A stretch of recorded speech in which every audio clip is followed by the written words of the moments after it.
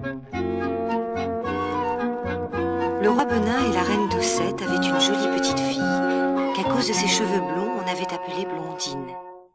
C'était la plus gentille des petites princesses. Malheureusement, Blondine perdit sa maman avant même de savoir prononcer son nom. Et le roi Benin fut obligé de se remarier. La nouvelle reine s'appelait Fourbette. Elle était aussi méchante que menteuse. Dès le premier jour, elle avait détesté Blondine. Et voyant que le roi ne pensait qu'à sa fille, elle en était devenue très jalouse. Un jour, il faudra que j'éloigne cette Blondine du château et que je m'arrange pour l'empêcher d'y revenir. Or, voilà que pour ses 7 ans, le roi Benin offrit à Blondine une jolie petite voiture attelée de 2 autruches qu'un page conduisait. Ce page était très gourmand, et c'est la raison pour laquelle on l'avait surnommé Gourmandinet. Il aurait accompli n'importe quelle mauvaise action pour se procurer quelques friandises, et la reine, qui le savait, décida de se servir de lui. Un matin, elle le fit venir au palais. « Dis-moi, Gourmandinet, tu connais la forêt des lilas qui se trouve en bordure du jardin où tu te promènes avec ta jeune maîtresse ?» C'était une forêt enchantée. Celui qui avait le malheur d'y pénétrer n'en pouvait plus sortir. « Si tu y conduis Blondine, je te donnerai autant de friandises que tu en voudras. Des paniers entiers de fruits confits, de sucre d'orge et de nougat. » Le roi m'a bien recommandé de ne jamais aller par là. Je ne peux pas désobéir à ses ordres. Tant pis pour toi. Si tu refuses de faire ce que je te demande, tu n'auras jamais plus une friandise. C'en était trop pour le malheureux Gourmandinet. Plutôt que de ne plus jamais goûter à une sucrerie, il préféra trahir sa maîtresse.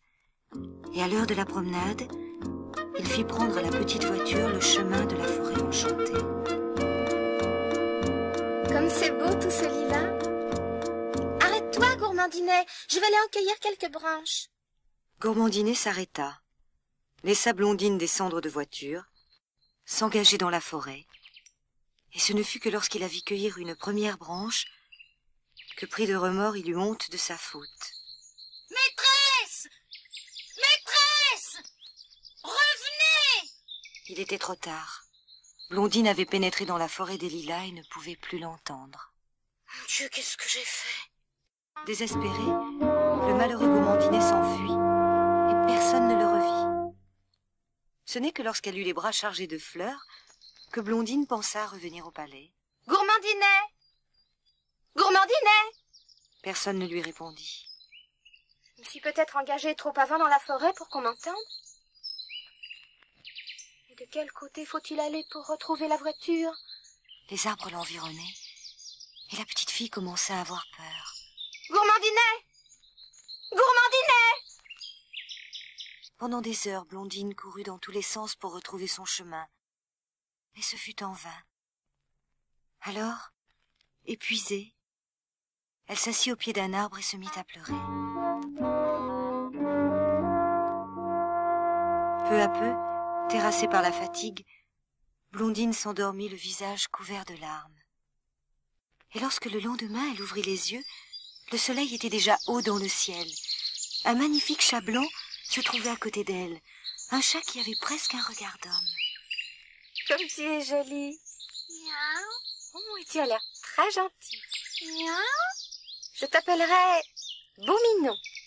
Ça te plaît ? »« Miaou. »« Mais dis-moi, Beauminon, peut-être peux-tu m'aider à sortir de cette forêt ?» Beauminon jeta sur Blondine un regard bien triste. Mais de la tête, il invita la fillette à le suivre. Et lorsqu'elle se fut levée, il se dirigea vers des buissons touffus. « Nous ne pourrons jamais passer au travers de ces taillis. »« Miaou. » Blondine se trompait. Devant Beauminon, les buissons s'écartaient et se refermaient lorsqu'ils étaient passés. Durant près d'1 heure, ils marchèrent pour arriver enfin dans une clairière, au milieu de laquelle s'élevait un merveilleux château. Ce fut vers lui que Beauminon conduisit Blondine. Mais lorsqu'ils arrivèrent à l'entrée, le chat blanc s'éclipsa, et la porte s'ouvrit toute seule. « Entrez, Blondine. N'ayez pas peur. » La voix ne venait de nulle part, mais la fillette n'en fut pas effrayée, et c'est sans hésiter qu'elle pénétra dans le palais. Dans le vestibule de marbre, Blondine ne rencontra personne. Mais après avoir parcouru une enfilade de salons, aussi beaux les uns que les autres, elle arriva dans une pièce bleue et or, où une biche blanche se tenait sur un lit d'herbe fine et odorante. « Soyez la bienvenue, Blondine. Vous êtes ici chez vous. Je connais votre père, et je l'estime beaucoup. Alors, madame, je vous en supplie, ramenez-moi chez lui. » Hélas, mon enfant, cela n'est pas en mon pouvoir. Celui qui entre dans la forêt des lilas tombe sous le joug de l'enchanteur qui habite cette forêt. Je suis moi-même sa prisonnière, et je ne peux qu'envoyer à votre père des songes qui le rassureront sur votre sort. Blondine fondit en larmes en entendant ces paroles. Mais Bonne Biche fit tant pour la réconforter que la jeune enfant sécha ses larmes et s'efforça de sourire. Venez maintenant, je vais vous conduire à votre appartement. C'était un appartement magnifique, où tout était d'or et de velours brodé. Blondine passa des heures à en admirer les meubles. Puis, des gazelles vinrent lui servir un délicieux repas. Et la fillette, que son aventure avait bien fatiguée, s'endormit, non sans avoir pleuré à l'idée d'être séparée du roi son père.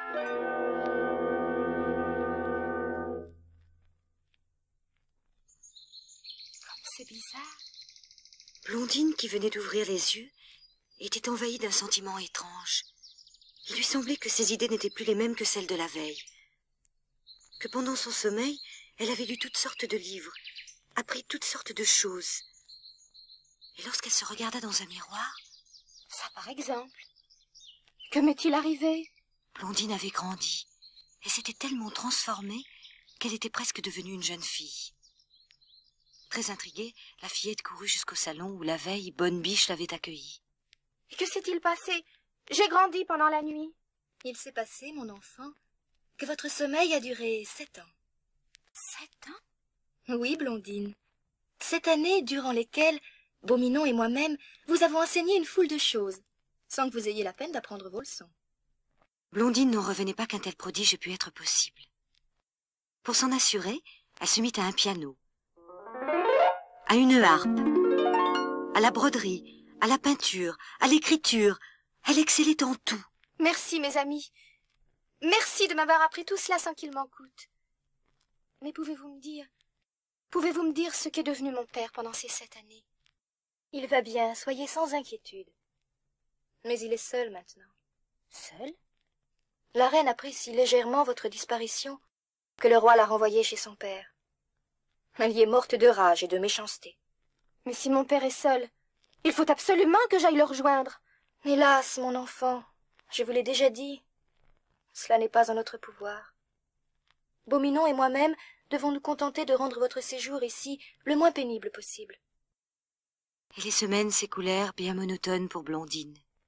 Bonne Biche et Beau Minon s'ingéniaient à la distraire, mais la fillette se sentait tout de même bien seule. Son unique distraction était d'aller faire de longues promenades dans le parc du château, en compagnie de Beau Minon. C'était un parc magnifique. Une forêt le bordait. Mais le jour où Blondine avait demandé la permission d'y aller faire un tour, Bonne Biche s'était faite très grave pour lui répondre. Jamais, mon enfant. N'y mettez jamais les pieds. Vous n'y trouveriez que le malheur et la peine. Un jour, alors que Blondine se sentait plus seule qu'à l'ordinaire, elle entendit frapper au carreau de sa fenêtre. C'était un perroquet de toutes les couleurs que la jeune enfant s'empressa de faire entrer dans sa chambre. « Bonjour, Blondine. J'ai vu que vous vous ennuyez, alors je suis venue pour causer avec vous. Mais ne le dites pas à Bonne Biche. Elle me tordrait le cou. Bonne Biche est bien trop gentille pour faire du mal à qui que ce soit. Il faut tout de même me promettre de ne rien lui dire. Sinon je m'en vais et ne reviens plus. » Toute heureuse d'avoir enfin un compagnon avec qui parler, Blondine promit de garder le silence, et l'oiseau multicolore revint la voir tous les jours.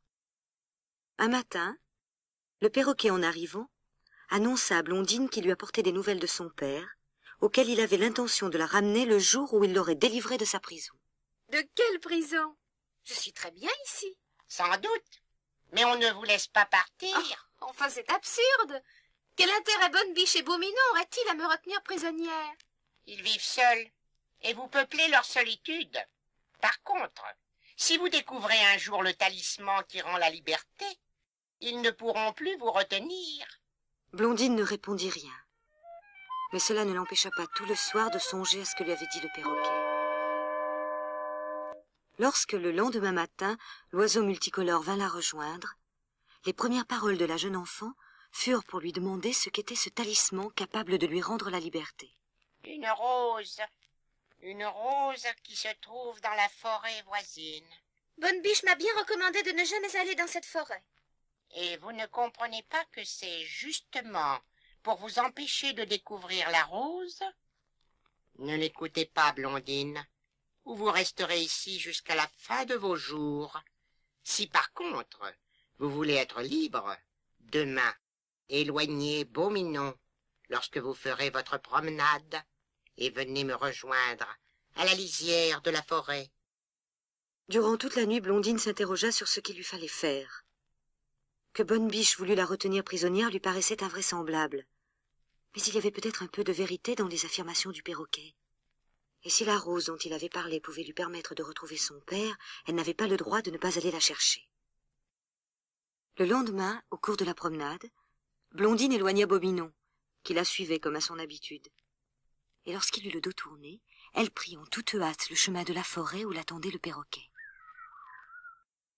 Pendant des heures, la fillette avança au milieu des ronces, guidée par le perroquet qui volait devant elle.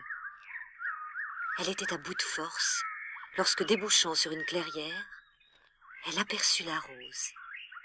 Vous voyez que je n'ai pas menti. Il ne vous reste plus qu'à l'accueillir.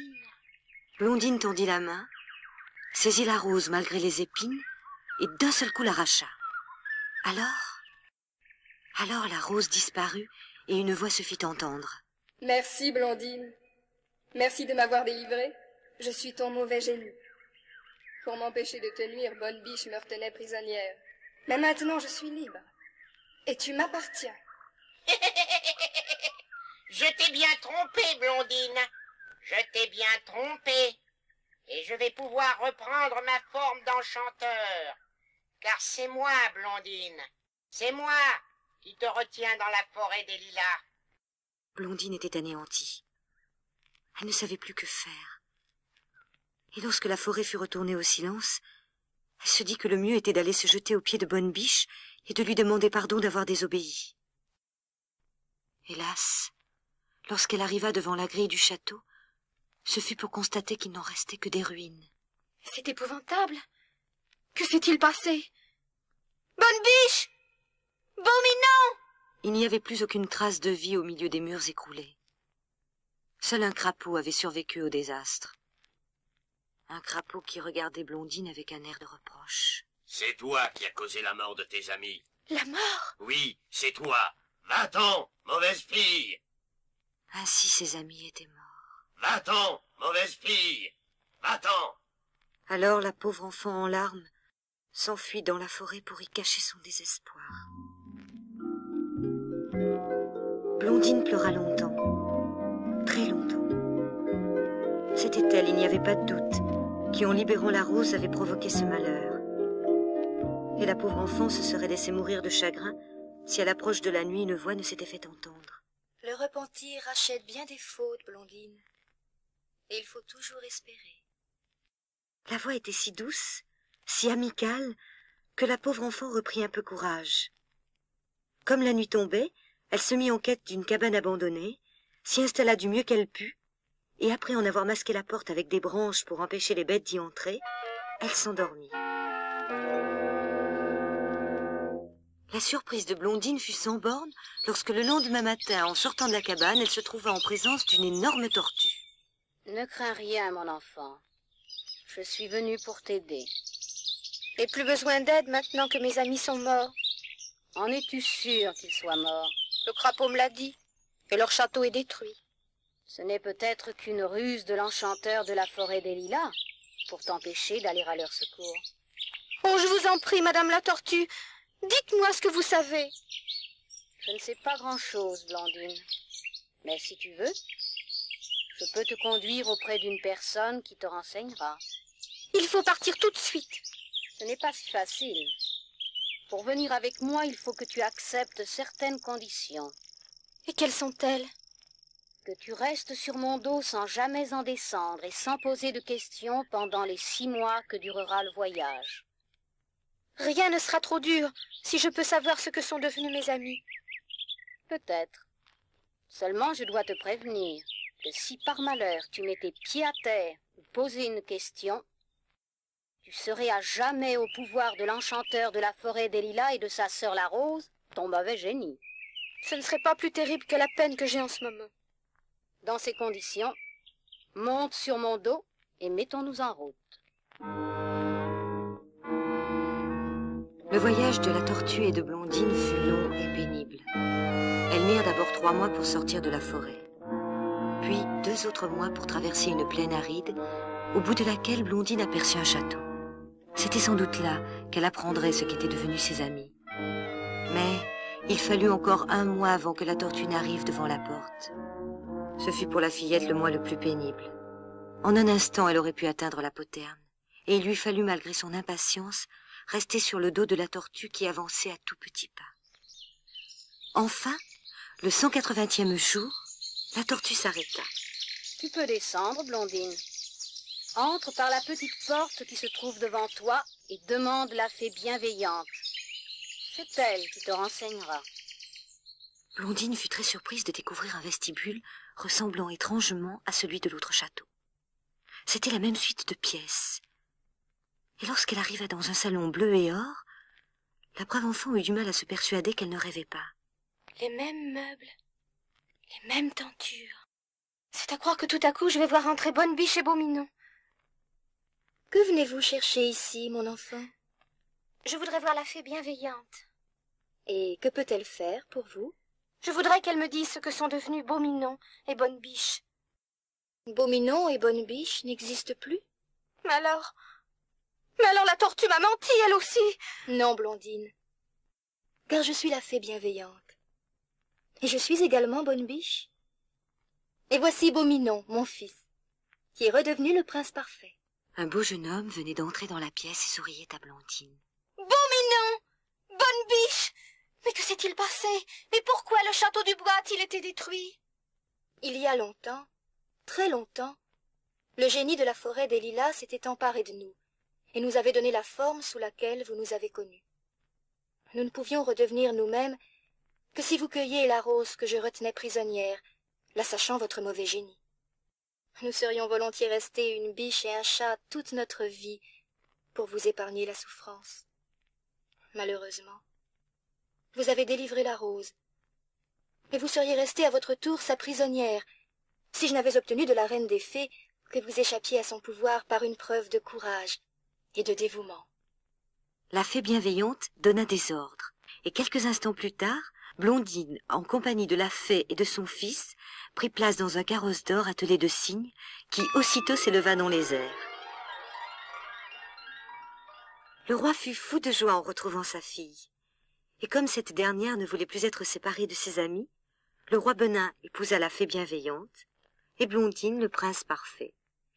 Ils furent tous très heureux, et dans le royaume, il n'y eut plus que des chansons.